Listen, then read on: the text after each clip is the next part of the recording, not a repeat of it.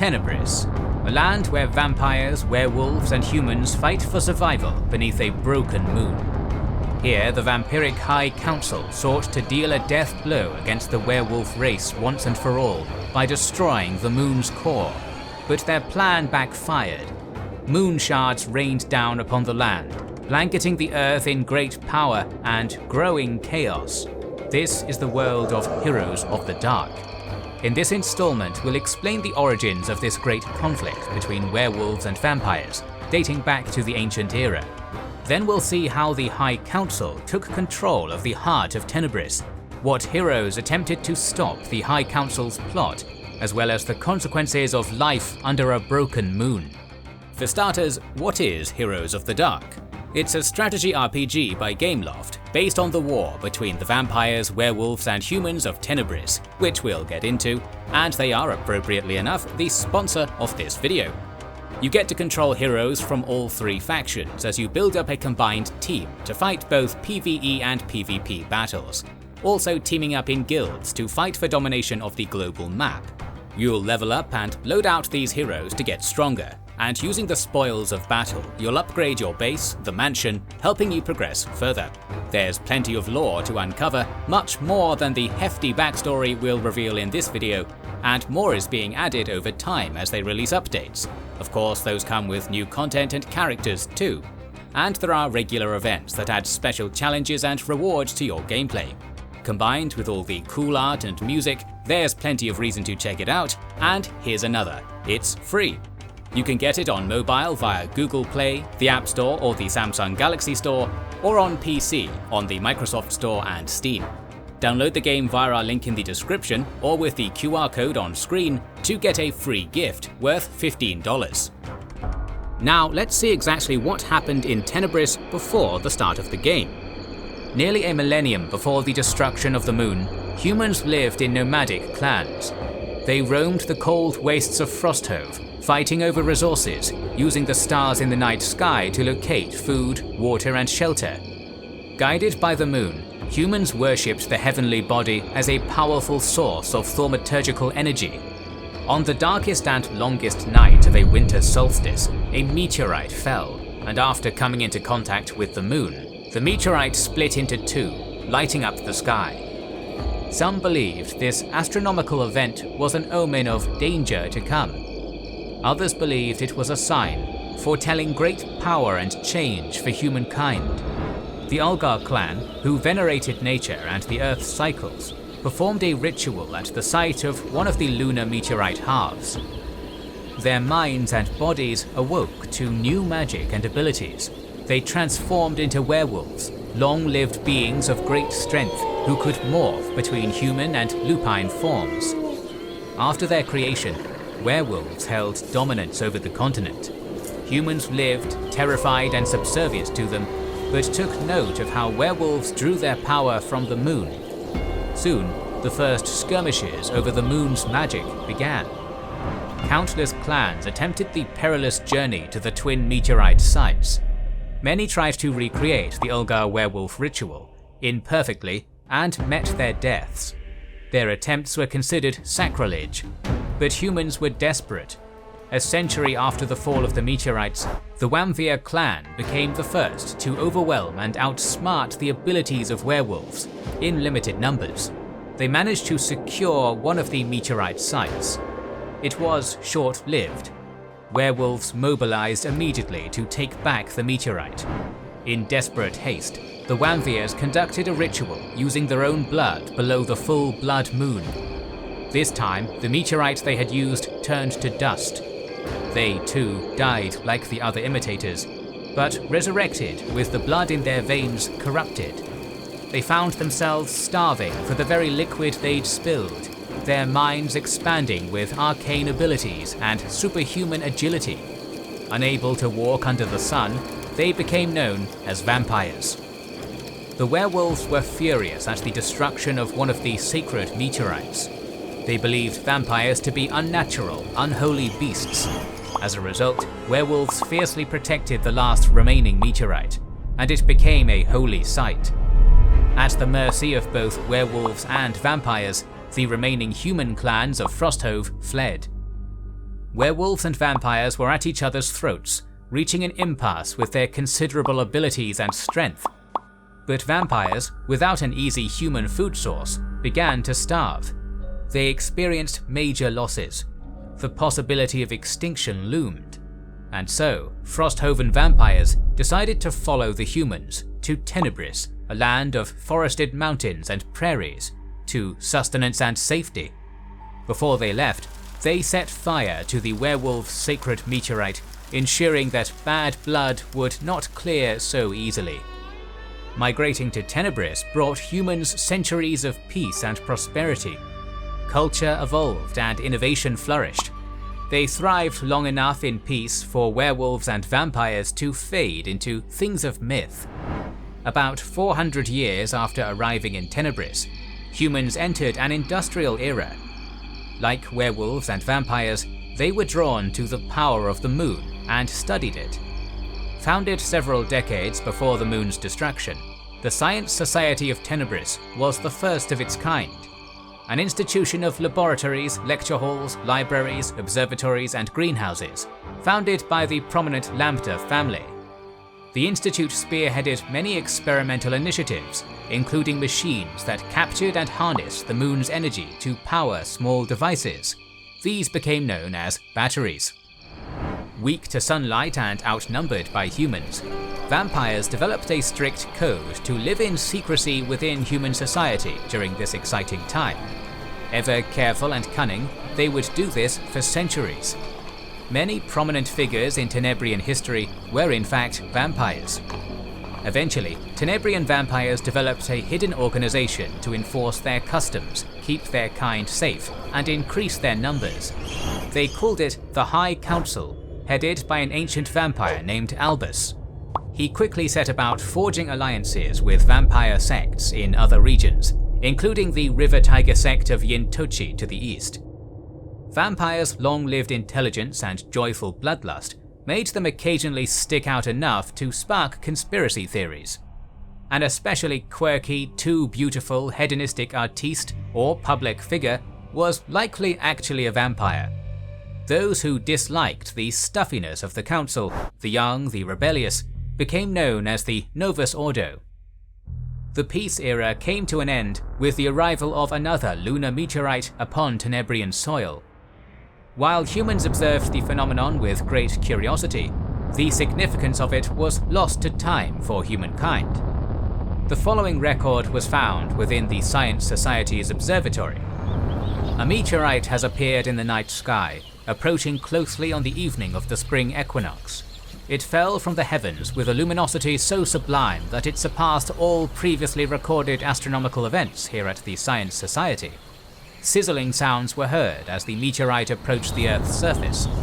It landed in the central plains of Tenebris. The impact was felt across the continent. Reports from nearby say the ground trembled, rousing many from their sleep. Some have fainted from fright.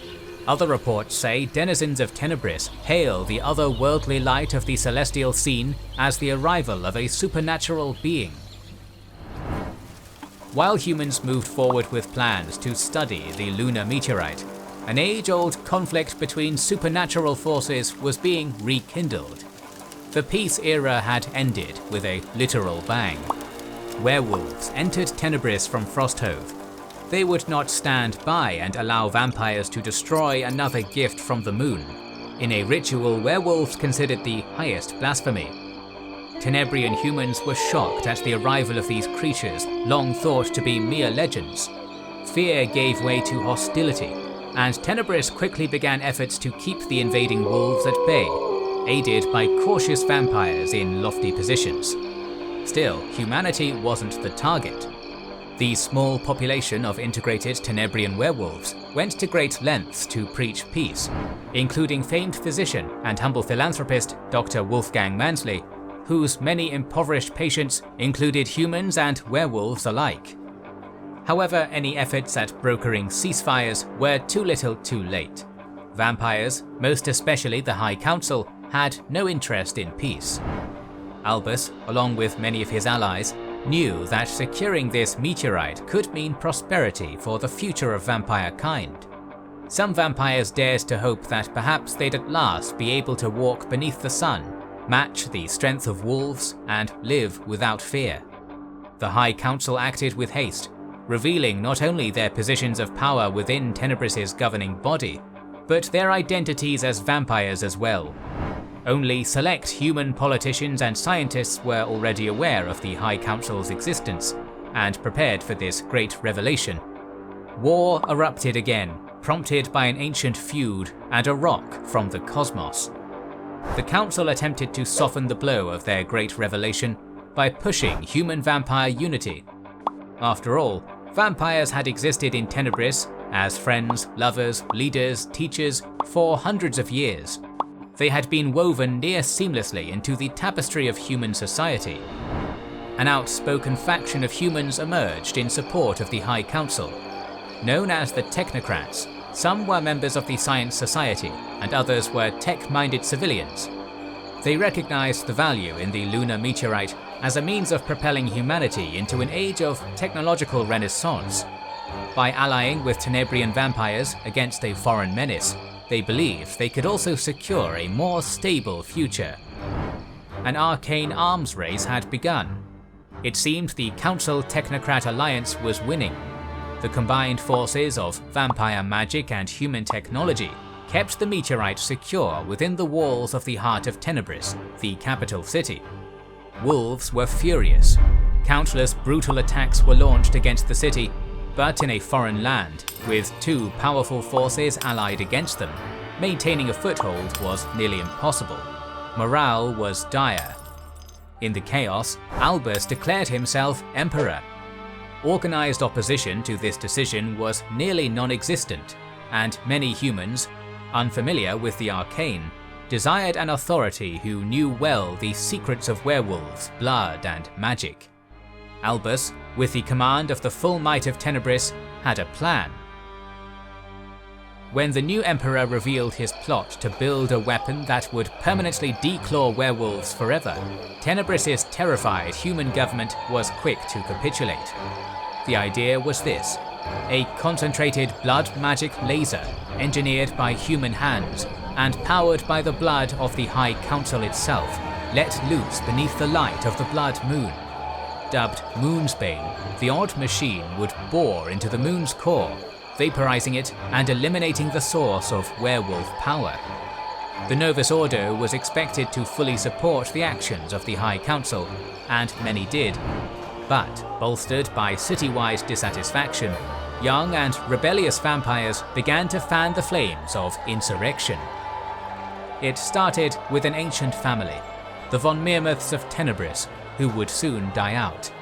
Their last progeny, twins Bersha and Deva von Myrmouth, had been made into vampires as part of Emperor Albus's initiative to strengthen the ranks of vampire society by incorporating noble blood. The siblings had no say in the matter, but were promised power and freedom so long as they obeyed the High Council. Deva was given unlimited funding and time to research blood magic and its destructive properties. Her research would unwittingly contribute to the success of the Moon's Bane. And it was this research that would tip her brother off to Albus's dire plans. Bersha, a contrarian brat since childhood, had never been enthusiastic about authority, and the Moon's Bane cemented the High Council as a force to be resisted in his mind. Shirking council duties as often as he could, Bersha befriended fellow dissenting vampires, humans, and werewolves. He learned about what average Tenebrians truly thought of their government, of the High Council, and he found a kindred spirit at home, the young son of his late father's servant, a boy named Stamatis Abernathy, whom Bersha had rescued as a child. Stamatis became charmed by the notion of revolutionary unity with exciting creatures, a notion that would become indispensable to Bersha's efforts. Among the Novus Ordo, Bersha found allies in Lucretia Lucia and Alois Lacroix, high society vampires who took issue with the High Council's vice grip. Lucretia, engaged to a human, was interested in cross-species unity. Lacroix, an outspoken hedonist and political dissenter, likewise rejected the Council's warmongering. Perhaps most surprising was fellow noble Victor von Mannerheim. Of a rival family to the von Myrmiths, Victor had the displeasure of being a distant nephew of Emperor Albus. Strongly disliked by his uncle, he had been exiled to Frosthove, which only further fueled his revolutionary fervour. Despite his rivalry, he began discreetly sending supplies and weapons to fund insurrection in Tenebris via Frosthoven werewolves and guerrilla human militants. Young Stamatis organized the staff of the von Myrmith Manor, transforming it into a safe house for rebels and a storehouse for supplies received from Frosthove. It was sorely needed, as the High Council's brutality towards their own subjects only grew. Birsha and Davir's ancestral home was as ancient as it was enormous, and expansive catacombs below provided excellent shelter for the Council's most wanted. Several werewolves ended up as key players in Birsha's rebellion. Dr. Wolfgang made frequent visits to the mansion to treat injured rebels, and revolution would not have been properly sparked without men and wolves on the inside. Izara Felon, Tenebrian werewolf and rogue scientist, was notified of Moon's Bane by Birsha. She wasted no time in tipping off the Science Society, many of whom quit en masse, but not before Izara had destroyed a sizable amount of Moonbane's blueprints. The resulting fire sparked the true beginning of Birsha's rebellion, and he acted quickly to protect Izara, claiming responsibility for the fire. Birsha had become the face of insurrection. Word spread of Albus's plan. Foreign werewolves began to join Birsha. The High Council at last had a worthy opponent, but Emperor Albus would not be deterred. Despite the blow dealt to his Moon's Bane, construction continued. In the meantime, Izara continued explosive attacks against High Council troops and government buildings, bolstered by the raw strength of sympathetic werewolves from near and far. Vampires used their influence and magic to protect rebels, disguising Birsha's manor and playing the field to stall the council. Davir was caught in the middle. Her brother had started a revolution, but she had helped create vampire kind's most deadly weapon to date. She knew too that its construction was flawed. Before she could gather the resolve to leave, she was approached by council member Orlin, who made a personal appeal to attempt to convince her to stay, with promises of pardoning Birsha's role in the uprising. Similar tactics were employed upon Lucretia and Lacroix. Council member Voss had Lucretia's beau-to-be assassinated, and swooped in to comfort her, spinning tales about the short-lived human's betrayal and garnering distrust for his entire species. Lacroix, debriefed on the effects of Moon's Bane, was convinced to join what he begrudgingly deemed the winning side. Despite the loss of support from vampiric allies, fighting continued, right up until the eve of the Blood Moon. Morale was high. The rebels expected that Moon's Bane would not be completed in time, or that it would be too flawed to operate properly. Pretending to seek haven within the von Myrmith Manor, a young vampire appealed to Stamatis. That vampire was a spy, who quickly reported Birsha's location and the secrets of the manor back to Albus and the council. It was over in a matter of hours. Council members flooded the von Myrmith home, routing the rebels. Stamatis was forced to flee for his life. Few managed to escape the slaughter. Birsha was ensnared by Albus himself. Hesitant to spill noble vampire blood, despite all of Birsha's supposed treason, Albus dropped Birsha into an enchanted coma inside the throne room of his very base of operations. The rebellion was over, and Moon's Bane would be fired the next night.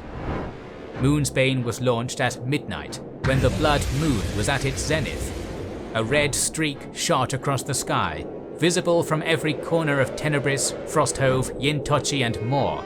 It cut into the moon, a source of divinity and power, and crumbled it. Chunks of the exploded moon rained down upon the earth, but even more shocking were the immense crystals that fell alongside the ruined planetoid's crust. The terrified populace could only watch in awe as magnificent cosmic gems descended from the sky, burying themselves like glowing sentinels into the land. An enormous moon crystal fell directly into the Tenebrian capital, nearly leveling the city. werewolves began to go mad. Mania seized them en masse as the moon fractured. They shared their human shapes, bodies warping. They would be unable to regain their human form. The sight of the moon falling, to an international chorus of furious howling, has been described by witnesses as a vision of hell. After some time, it was discovered that proximity to the moon crystals had a healing effect upon werewolves. Countless exhausted werewolves began to harvest shards of the gems, and found that polishing and purifying them calmed the mind. Still, their human forms were gone. No amount of purified moon crystal exposure could change that. Stuck in their beastlier bodies, many werewolves mourned their old lives. Tenebrian werewolves turned to their Frosthaven neighbours for comfort, embracing their traditions and packs. They became known as free wolves. Some werewolves remained loyal to their lives in Tenebris. Known as Homo lupus, they retained a more human shape, and were able to perform delicate activities usually meant for human hands. This did not save them from oppression at the hands of their neighbours. Werewolves had become second-class citizens to polite society. The technocrats, partly responsible for this lunar cataclysm, achieved their goal. By melting down moon crystals, they manufactured a liquid fuel that propelled Tenebrian tech to levels previously unheard of. Used in weapons, vehicles, tools, and even bionic prosthetics, these battery crystals played an integral part in protecting humanity from supernatural foes in a harsh, post-apocalyptic world. The High Council had risen from the ashes to take control of the unstable world, subjugating humans and wolves alike. In response, Tenebrian humans founded the Hunters Guild, dedicated to protecting their kind from supernatural threats and hunting down creatures of the night. Young Stamatis, haunted by what he'd been through, joined and became a prolific hunter. Vampires had secured their place at the top of society. By anointing moon crystals with their blood, they were able to increase their arcane powers, enhance their physical strength, and even walk freely beneath the sun. No longer hiding within humanity or fearing wolves, Albus extended his rule across Tenebris. Some vampires morphed into creatures known as the Insatiable, monstrous forms caused by addiction and overexposure to blood crystals. Many allied or were forced to ally with the High Council. For 40 long years, the High Council fought to retain its control over a completely transformed Tenebris. Werewolves, humans, and vampires competed for ownership of the moon crystals that warped their lives and homelands. Birsha, the face of unity, of revolution, has slept alone in the ruins of his family's manor. But an old friend has come searching for him, and soon Birsha may wake from his long slumber. The fire of the rebellion the High Council sought to suppress now rekindles. Welcome to Heroes of the Dark. We plan to cover the battles of all major fantasy, sci-fi, and alternative history worlds, so make sure you have subscribed and pressed the bell button. Please consider liking and sharing. This goes a long way to help us in the eyes of the almighty algorithm. We'll try to read and respond to every comment, as we want to see what you think about this video and which videos you hope to see in the future. Your feedback is very important to us. This is the Wizards and Warriors channel, and we'll catch you on the next one.